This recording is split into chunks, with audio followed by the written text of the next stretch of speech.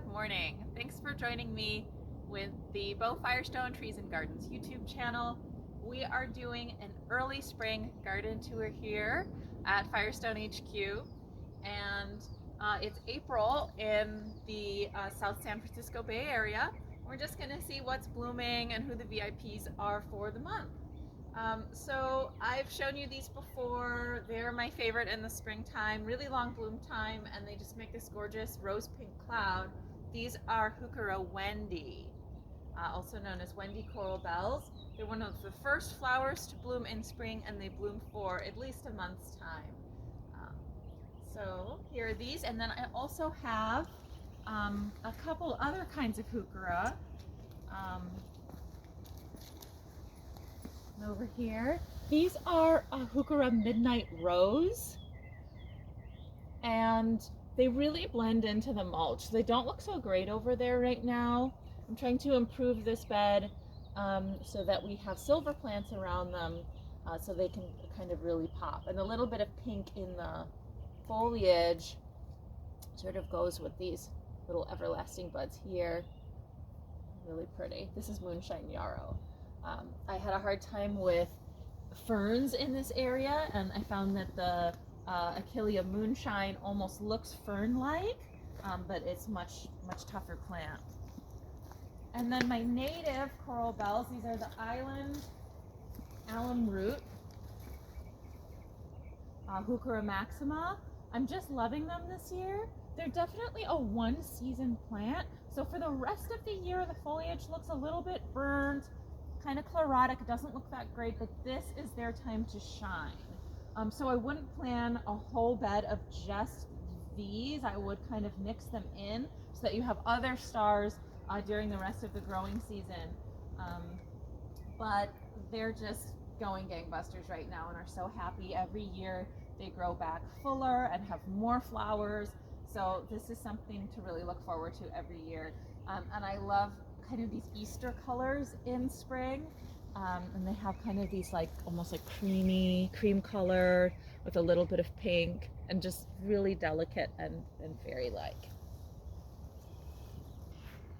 Here is a plant that I hadn't worked with previously. It was definitely a Home Depot impulse buy. Any kind of fluffy pink flowers do me in. I can't resist them. And this plant looked really drought tolerant to me. This is, I think it's called rice flower. And this is the fun time because these flowers these like little buds do bleach out for the rest of the growing season and become white. So I'm really enjoying them when they first emerge and they're pink.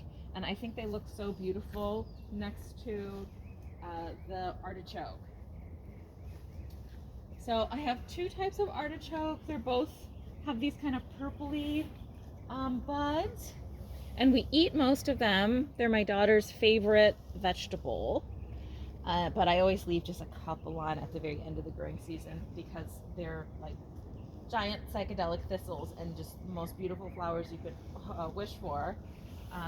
And they provide much of the structure in my garden. With a low water garden, you have tiny little flowers and tiny little leaves, and for the most part I like that kind of frothy, soft, focused look. But to make the garden design really work, you need some players with big structure like agaves or other plants with big leaves. And the cool thing about artichokes is they have those big, beautiful, dramatic leaves, but you don't really even have to water them. And then after this is done, there's another plant tucked underneath that just serendipitously is the star of the show in the summer. I wish I could tell you I planned for that, but the plants just kind of figured it out themselves.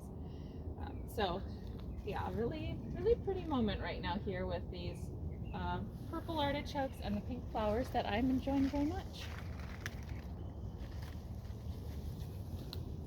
Lots of silver in the garden. And then this is a pretty new plant. It's filled in so fantastically that it looks like, it's the size of plants that I've had here for 5 years rather than just think it's only been about 6 months actually. But this is a native mallow. I think it's the surgentifolia. And you know, I try to stick to rose, pink, and raspberry for most of my plants because I have such a wide variety of a plant collection, and to get a cohesive look, I try to stick to some of the same colors. And there used to be a Mirage Sage here that was raspberry and cream, and I loved it, but it has died. So this is really taking over its spot in spectacular fashion, and it's about the same color as the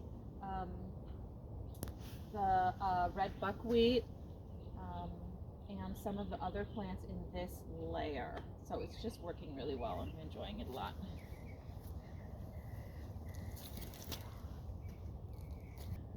Thanks for joining me for my April garden tour. There is a lot that is going to be blooming within the next 4 to 6 weeks. April through May is the most spectacular time, I think, in the Bay Area and especially in my garden. So looking forward to seeing you then.